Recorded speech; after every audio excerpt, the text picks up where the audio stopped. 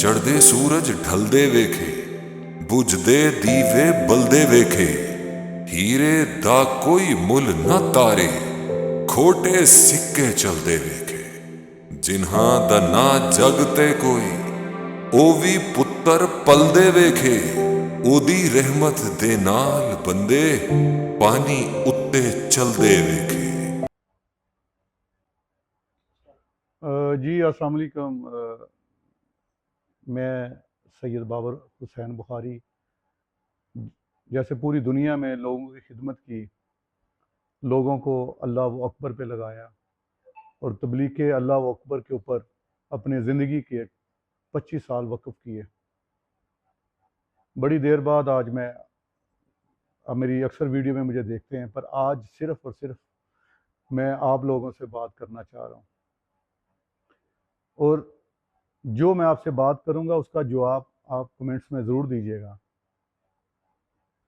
आज एक ऐसी स्टोरी लेके आपके सामने आया हूँ कि सुनने के बाद फैसला आपने करना है कि क्या हम गलत कर रहे हैं कि ठीक। एक ऐसा फार्मर जिसका नाम राना इफ्तिखार, कोट राधा किशन, आपने उसकी वीडियो देखी मेरी वीडियो के साथ और आपने राना इफ्तिखार को देखा कि उनके दादा परदादा से एक ज़मीन ऐसी जिसके अंदर कभी कोई फसल होती नहीं थी, अगर फसल होती थी तो उसके अंदर 10 से 12 मन गंदम की एवरेज आती थी।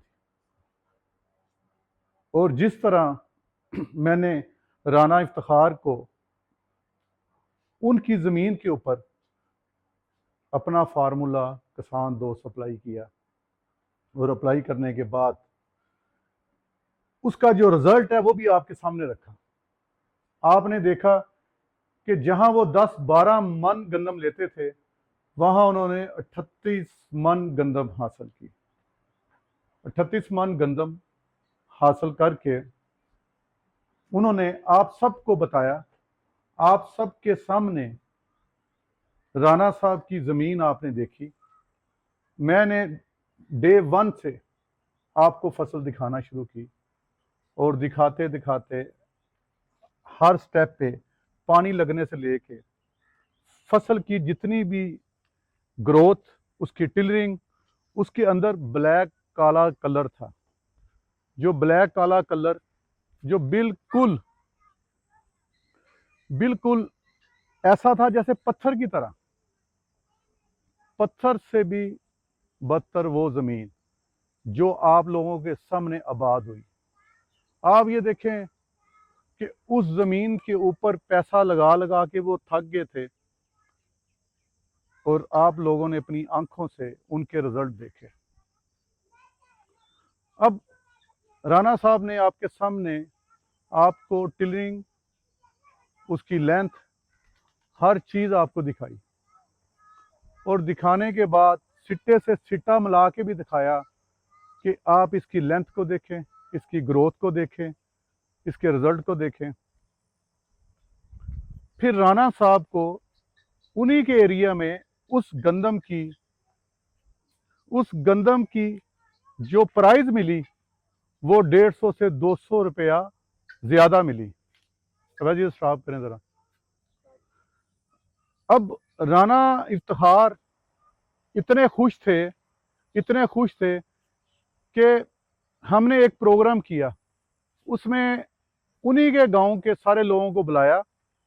उसमें मेरे साथ बहुत सारे लोग थे, जिसमें ब्रिगेडियर जाफ़र अब्बास, उनके बड़े बेस्ट फ्रेंड खान साहब और दूसरे जो इस एग्रीकल्चर को समझते थे। हमने उन सब के सामने, गांव के सामने दिखाया कि ये देखें इस ज़मीन को, इसके अंदर कलर को और इसके रिज़ल्ट। अब उसके बाद हुआ क्या, राना इफ्तिखार मुझे कॉल करते हैं और कॉल करके कहते हैं कि शाह साहब, मैं आपसे किसान दोस्त फार्मूला लेके अपनी अगली ज़मीन को डालना चाहता हूँ। मैं राना इफ्तिखार साहब के इंतज़ार में होता हूँ कि राना इफ्तिखार आएंगे और राना इफ्तिखार आएंगे और आके अपनी अगली ज़मीन के बारे में मुझसे डिस्कस करेंगे कि कितनी ज़मीन उनके पास पड़ी है जिसके ऊपर वो कंप्लीट किसान दोस्त फार्मूला डालेंगे। पर राना इफ्तिखार नहीं आए। खैर, वक्त गुजरता गया और राना इफ्तिखार साहब नहीं पहुंचे। आज सुबह जब राना इफ्तिखार साहब ने कहा कि शाह साहब मैं आपके घर आ रहा हूं, और वो मेरे घर आए और मेरे साथ बैठे, और बैठने के बाद राना इफ्तिखार साहब कहते हैं कि शाह साहब मैं अपने गांव में एक प्रोग्राम कर रहा हूं जहां फार्मर की गैदरिंग है और आप मेरे उस प्रोग्राम में तशरीफ़ लाएं। मैंने राना इफ्तिखार साहब को कहा कि राना साहब आप मुझे एक बात बताएं, आपने किसान दोस्त फार्मूला अपनी दूसरी ज़मीन पे क्यों नहीं इस्तेमाल किया?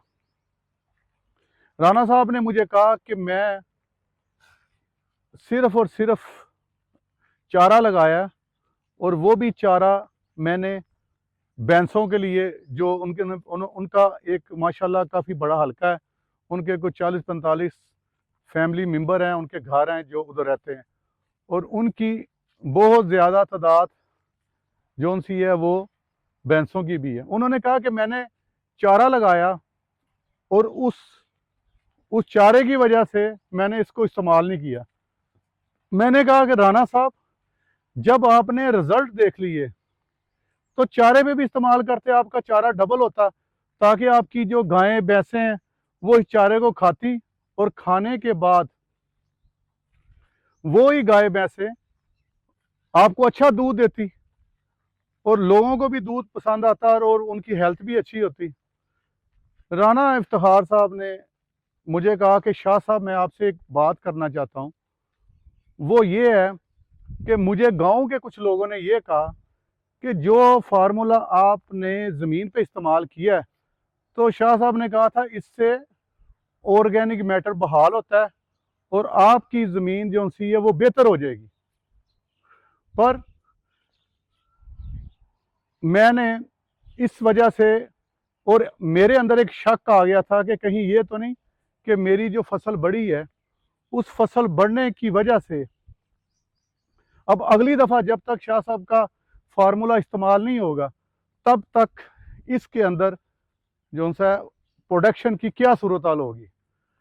तो हमने डिसाइड ये किया कि जिस ज़मीन के ऊपर किसान दोस्त फार्मूला लगाया गया उधर राना साहब ने मकई, चारे वाली मकई लगा दी, और चारे वाली मकई लगा के उस जगह पे चारे वाली मकई लगाई जिस जगह के ऊपर सिर्फ चावल की फसल और गंदम की फसल होती है। जब उस जगह पे चारे वाली मकई लगाई गई, और मैं ये कहूँगा कि जिन लोगों ने राना साहब को बदजन किया उनकी वजह से ही राना साहब ने उस जगह पे चारे वाली मकई लगाई। अब जहां उनकी अच्छी ज़मीन थी, जहां वो ऑलरेडी राना साहब ऑलरेडी उसके अंदर वो अपनी मकई लगाते थे, राना इफ्तिखार को जानबूझ के उस जगह पे मकई चारे वाली को लगाया गया, क्योंकि वो जो ज़मीन थी वो है ही चावल और गंदम के लिए थी। फिर वो करलाठा रकबा था और उस एरिए में कोई भी मकई की फसल चारे वाली नहीं लगाता था, क्योंकि जर्मिनेशन कम होती थी और उसका जो फासला था वो दूर दूर तक उगाव करता था मकई का। अच्छा देखें अल्लाह की कुदरत, हम लोग पाकिस्तान में ना सिर्फ इस चीज़ को ढूंढते हैं कि किस तरीके से किसी को नीचा दिखाया जाए, किस तरीके से किसी को जलील किया जाए। पर मेरे अल्लाह की कुदरत पे मैं वारे जाऊं कि जिस जगह के ऊपर इन्होंने मकई लगाई चारे वाली, जहां पहले फार्मूला डला था, वहां 2 पानी लगे, सिर्फ 2 पानी, और इतनी स्ट्रॉन्ग मकई हुई, उसकी हाइट, उसका कलर और उसकी ग्रोथ। ये हम इंशाल्लाह ताला आपको उसी गांव के लोगों में वीडियो में दिखाएंगे। इस जगह पे ऑलरेडी वो मकई लगाते थे और मकई बड़ी बेहतरीन होती थी। अल्लाह ने ऐसा अपना मौजा दिखाया, अल्लाह की रहमतों का, जब हम किसी को जो अल्लाह वो अकबर को लेके चल रहा हो और दिल से मेहनत कर रहा हो ना, जब उसको नीचा दिखाने की कोशिश की जाती है तो अल्लाह वो नज़ारा दिखाता है। तो अल्लाह ने ऐसा नज़ारा दिखाया कि उस जगह पे मकई का उगाव ही नहीं सही हुआ, उस जगह पे टांडे फासले पे उगे। जो सबसे अच्छी ज़मीन थी, जहां उनकी ख्वाहिश थी कि इधर मकई जो हम लगाते हैं चारे वाली वो बेहतरीन होगी, और जहां किसान दोस्त फार्मूला डला, जहां चाह रहे थे जिस जगह पे कि जहां फसल अच्छी नहीं होगी, वहां मकई की फसल सबसे बेहतरीन हुई। तो एक मिसाल है बड़ों की कि मदई लाख बुरा चाहे तो क्या होता है, वही होता है जो मंजूर खुदा होता है, बिगड़ी बन जाती जब फजले खुदा होता है। ये मेरे अल्लाह का करम है, क्योंकि अगर आप लोगों को ये समझ नहीं आती कि इस बंदे ने 25 साल ज़िंदगी के वक़्फ़ किए अल्लाह अकबर के ऊपर, और हमारे मुल्क में हर टाइम हमारे ही भाई एक ज़ुबान, एक रंग, एक तरह के, हमेशा किसी को नीचा गिराने में लगे रहते हैं। वो कभी नहीं चाहते कि इस मुल्क में जो बंदा अच्छा काम कर रहा है उसको अप्रिशिएट किया जाए, और उसके साथ मिल के उससे तावन किया जाए, और उसको स्टैंड किया जाए, ताकि जो छोटे किसान हैं, जो छोटे ज़मींदार हैं, मेरा कसूर क्या है? मेरा कसूर ये है कि मैं 2-3 एकड़ वाले, 5 एकड़ वाले फार्मर को प्रमोट कर रहा हूँ। मेरा कसूर ये है कि मैं छोटे फार्मर से प्यार करता हूँ, ये मेरा कसूर है। ठीक है ना जी? आप उस छोटे फार्मर को भी बर्दाश्त नहीं कर रहे।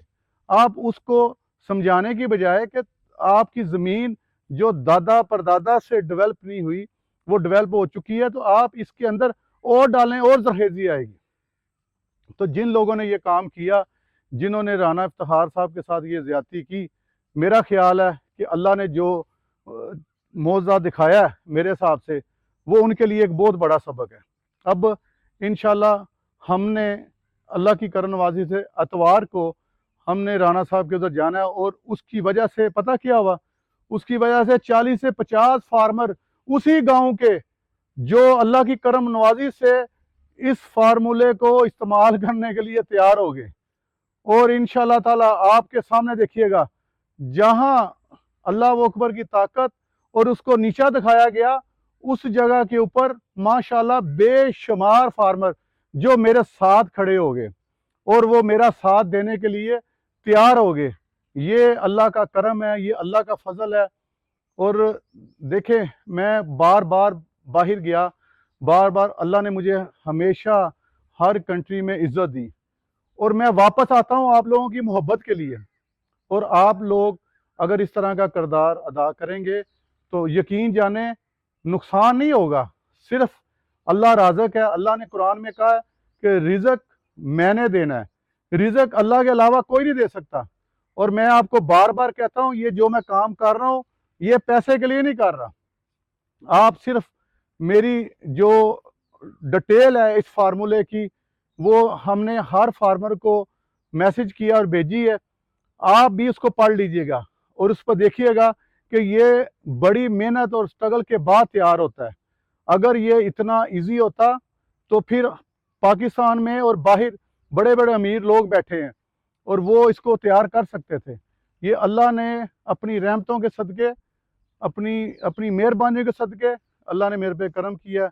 मैंने 17 कंट्री घूमी है और 17 कंट्री के अंदर ही हमेशा कोशिश की है कि कोई भी ऐसा काम ना करूं जिससे किसी को नुकसान पहुंचे, जिससे किसी की दिल आज़ारी हो हमेशा। और आप ज़रा मेरे नाम को सैयद बाबर हुसैन बुखारी को रिसर्च तो करें, आप देखें कि कितने मुसलमान किए हैं, कितने कितने वो लोग जो क्रिश्चियन थे, हाँ जी, और वो लोग जो क्रिश्चियन हैं और अल्लाह ने उन्हें शिफा दी। तो आप सिर्फ और सिर्फ चीज़ को याद रखें कि हमेशा हक और सच का साथ दें, इस तरह मत करें। ये पता है कि ये अल्लाह को पसंद नहीं है कि आप किसी के रास्ते में कांटे बिछाएं।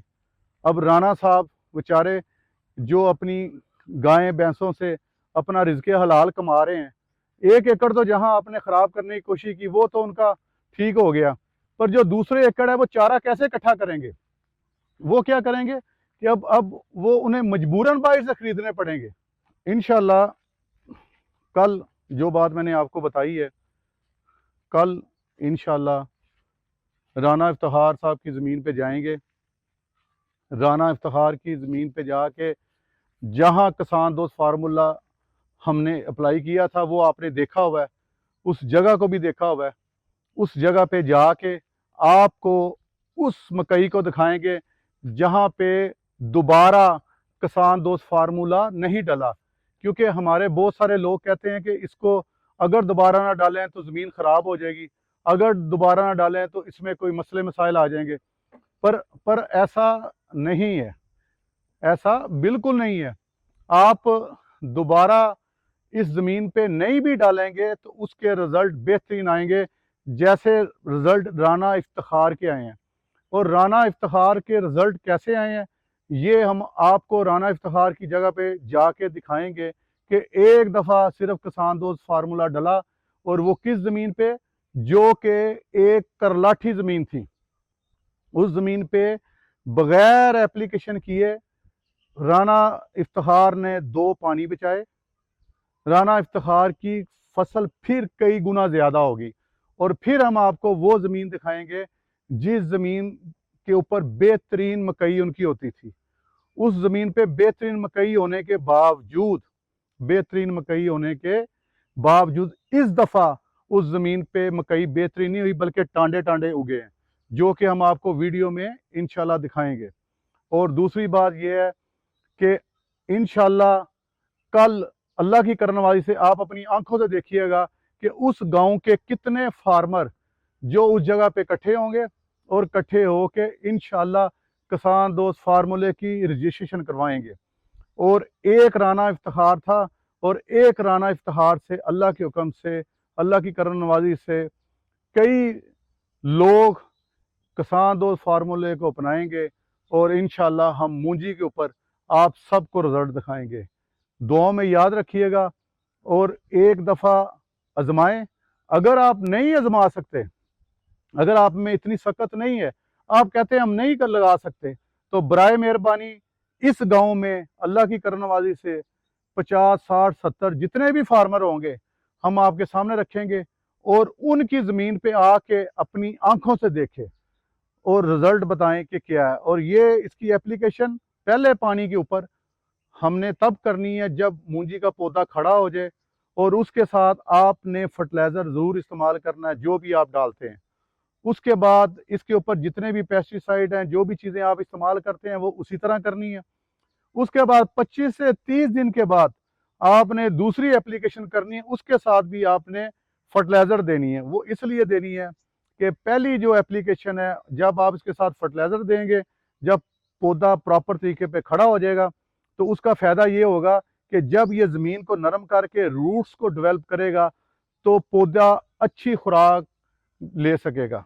दूसरी एप्लीकेशन इसलिए कि जब दूसरी एप्लीकेशन करनी है तो पौधा ऑलरेडी अपने रूट्स बना चुका होगा, और उससे नीचे वाली तह पे वो जाएगा। नीचे वाली तह पे जब रूट्स नीचे स्टेप पे जाएंगी, ऊपर से ये फार्मूला लगेगा, ऊपर से इसको फर्टिलाइज़र मिलेगी और रूट्स तगड़ी होंगी। और इंशाल्लाह ताला जब ये रूट्स अपनी जगह बना लेंगी तो वो जगह उधर ही रहेंगी। जब आप अगली एप्लीकेशन अगली दफ़ा इसको इस्तेमाल करेंगे, फसल लगाएंगे, तो वो उसी जगह से निकलते हुए रूट दोबारा ज़मीन के अंदर चले जाएंगे। और अभी तक मैंने आपको बेशुमार फार्मर उनकी जगह पे जाके दिखाए। आपने देखा मकई की पैदावार कितनी ज़्यादा हुई, आपने देखा कि उसकी प्राइस कितनी ज़्यादा मिली। आपको मैं पाकिस्तान के हर शहर में लेके गया, और मैंने जो भी बात आपको बताई, मैंने नहीं बताई, मैं आज पहली दफ़ा बोल रहा हूँ, वो सारी बातें क्रॉप की, फसल की, प्रोडक्शन की किसने बताई? फार्मर ने बताई। और अब भी आप फार्मर की ज़बानी, अपनी कहानी उसकी ज़बानी सुनिएगा। इंशाल्लाह दुआ में याद रखिएगा। पाकिस्तान जिंदाबाद। लोकी कहंदे दाल नहीं गलदी, मैं ते पत्थर गलदे वेखे, जिन्हां कदर ना कीती भुलिया, हथ ओ खाली मलदे वेखे।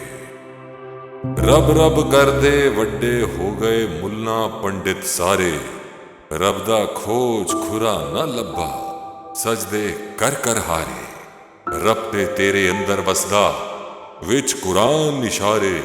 ਬੁੱਲੇ ਸ਼ਾਹ ਰੱਬ ਉਹਨੂੰ ਮਿਲਸੀ, ਜਿਹੜਾ ਆਪਣੇ ਨਫਸ ਨੂੰ ਮਾਰੇ, ਜਿਹੜਾ ਆਪਣੇ ਨਫਸ ਨੂੰ ਮਾਰੇ, ਜਿਹੜਾ ਆਪਣੇ ਨਫਸ ਨੂੰ ਮਾਰੇ। ਫੁੱਲਾਂ ਦਾ ਤੂੰ ਇਤਰ ਬਣਾ, ਇਤਰਾਂ ਦਾ ਤੂੰ ਕੱਢ ਦਰਿਆ, ਦਰਿਆ ਵਿੱਚ ਫਿਰ ਰਜ ਲਾ, ਮੱਛੀਆਂ ਵਾਂਗੂ ਤਾਰੀਆਂ ਲਾ।